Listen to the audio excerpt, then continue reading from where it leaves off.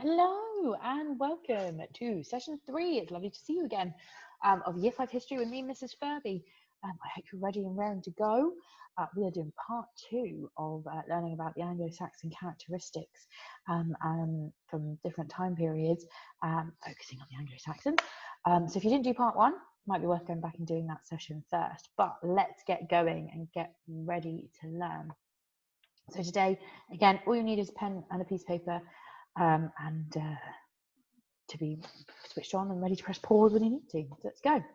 Last session, we learned about everyday Saxon life, what settlements were like, what their homes were like, what religion they followed, and what life was like for children. Today, we're going to be looking a lot more at the leadership and laws of Saxon Britain because they were a little bit complicated. So we'll get going. When the Saxons landed, they landed at different points and became leaders of different parts of the countries. They all took charge and led their parts of the country in slightly different ways. Have a think. Why do you think it was easier to split the country up like this?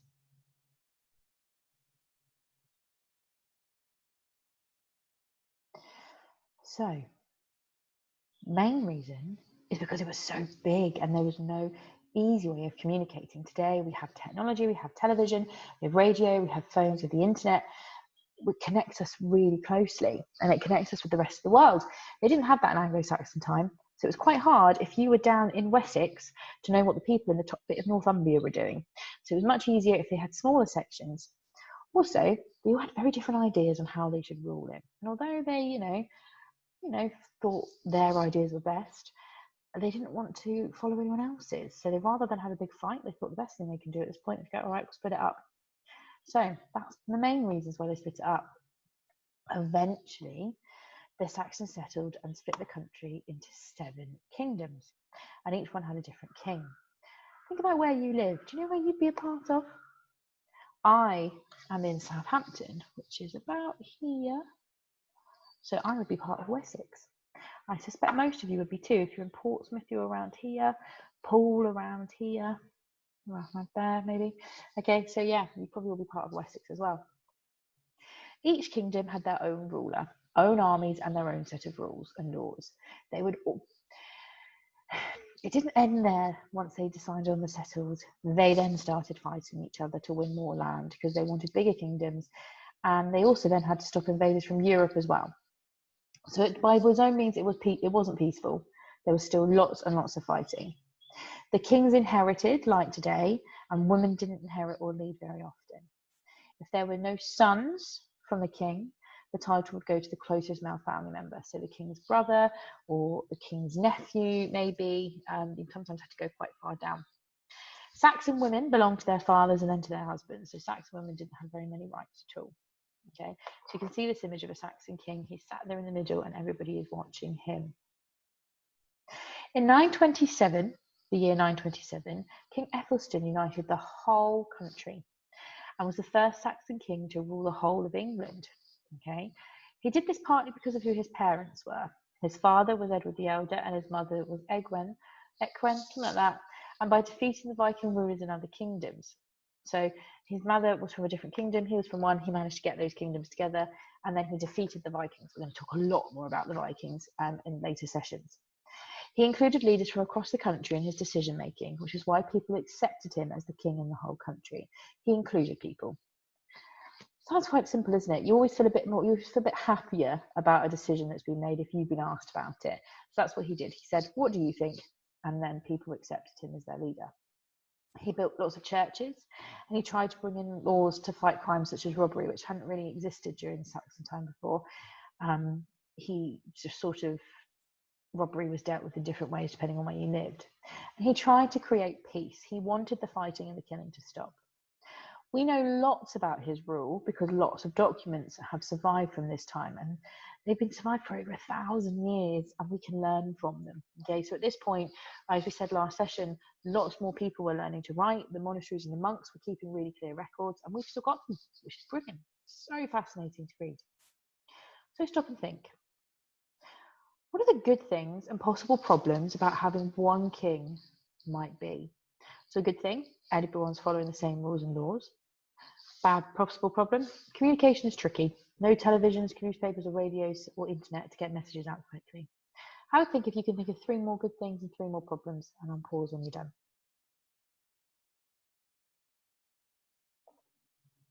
Okay, so have a think about the good things and what that might be. So we're now going to start talking about Saxon law and punishment. Some of these things you might think are harsh and some you might not understand. Some might think, yep, that's absolutely fair. Let's see. So many laws we have in Britain today are not that different from the laws of Anglo-Saxon Britain. However, the punishments are considerably different. There were no prisons, so people didn't get sent to prisons. Punishments were designed to be a huge deterrent. So that means they were really bad so that people really thought about breaking the rules before they did them. The Anglo-Saxon kings and kingdoms had their own laws and punishments. They all slightly differed depending on where you lived.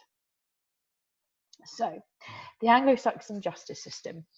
The different villages and communities were divided into tithings, which were made up of 10 men, and they were all responsible for each other's behaviour.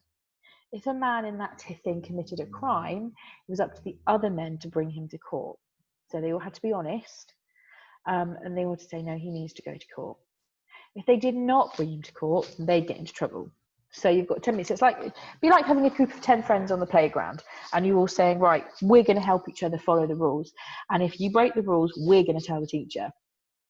And then your friend breaking the rules, you've then got to tell the teacher or else you will be in trouble. It's a bit like that. When a village wanted to find a criminal, the people would call upon everybody else in the community to find them. So if you tried to hide, everybody would come looking for you. And this was called a hue and cry, and they would chase you out until they found you. So here are some typical Anglo-Saxon punishments. Stoning, so being hit with stones over and over again, often would result in you dying. Paying a fine, so handing over some money, and if you couldn't pay the fine, you'd be put into slavery. Hanging until dead by the neck. Drowning, again, you die when you drown. Whipping, so being hit with leather or sorts of things, very, very painful. Mutilation, that's where they cut bits of your body off, usually hands or a tongue. Branding, which means being burnt with a hot rod, which then scars you for the rest of your life so everyone can see it. Being put in the stocks, often you were left there for a long time, you were standing up all the time, it was quite heavy, things would be thrown at you, be made an example of, or being exiled, which means you're being sent away and told you can't live here anymore, you need to leave. Most punishments were carried out in public because if everybody saw it, the idea is that it would stop the rest, the other guilt, it would stop other people from doing that crime. Okay, so for everyone seeing it, it would stop someone else doing it. So, weregild was a payment system used in Anglo-Saxon times to settle disputes between the criminal and the victim's family. Okay, so if somebody was killed, for example, and they were actually innocent, money would be paid in like compensation almost to the family of the victim, depending on how important he was. If it was a slave, you're not going to get very much. If he was a rich nobleman, you're going to get an awful lot of money. Okay, so that was quite an important thing. People got money when someone was hurt in Saxon times. A trial. So a trial is where we decide whether somebody's guilty or not. In Anglo-Saxon Britain, people accused of crimes had to go to court and be tried for their crimes, just like in courts today. A jury, so a group of people, would decide if the defendant, the person accused of the crime, was innocent or guilty and decide on a suitable punishment. The defendant could choose oath keepers who would swear they were innocent. So you choose people who you trust or people who have a strong standing. You could choose a chief or you could choose a priest, and they would come and swear and say, he didn't do this or she didn't do this, they are innocent. And the jury would have to decide whether they believe the oath keepers or not. However, if the defendant insisted they didn't do it and a decision couldn't be reached, so they couldn't decide if this person was guilty or not, and that does sometimes happen in courts today, they would do what they call a trial by ordeal. So the Anglo-Saxons believed that if they couldn't decide if this person was guilty or not, if they put the person through something pretty horrendous, God would decide. And if they survived, they must have been innocent. And if they died, they were guilty and they probably would have died anyway through punishment. So that was called trial by ordeal. and you could choose which ordeal you went through. It was up to you which one you went through. These are the three main ones. The cold water ordeal.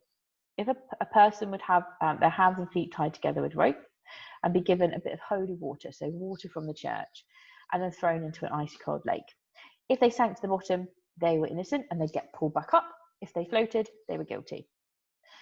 Most of the time, sometimes, people who sunk hadn't drowned. Sometimes they drowned anyway, but they were innocent when they drowned, so their family was paid a real gold for it. But the hot water ordeal, the person would have to plunge their hand into a pot of boiling hot water and retrieve a stone from the bottom. The hand would then be bandaged for 3 days and checked. If it was healing without infection, the person was innocent. If it was infected, they were guilty. Now, we know in modern medicine, that's not how these things work at all. And definitely shouldn't do that, because chances are it's going to get infected and it's going to really, really hurt, and you're going to get really poorly. But that's what they believed. Or there was the iron bar ordeal. So if a person had to carry a glowing hot iron bar, they would then have their hand bandaged for 3 days, like the hot water ordeal, and if it was infected, they were guilty. If it was not infected, they were innocent. I don't think I like the sound of any of that, really. I don't think any of that really works. What do you think? None sound great to me. So we're going to look at some case studies. In a child has stolen a sheep, what would we do? So the Anglo-Saxon people would say that the child should have his hand chopped off, and the modern British people would say the child should be given a warning by the police and not do it again, to not doing it again. Which do you think is the best punishment, the best thing for this king? So a child stolen a sheep. Would you go with the Anglo-Saxons and have his hand chopped off? Or would you go with the modern British people and give them a warning by the police and say, don't do it again? Which one would you pick? Yeah, I think I'd definitely go for the modern British people. I don't think I would chop a child's hand off. How about this one?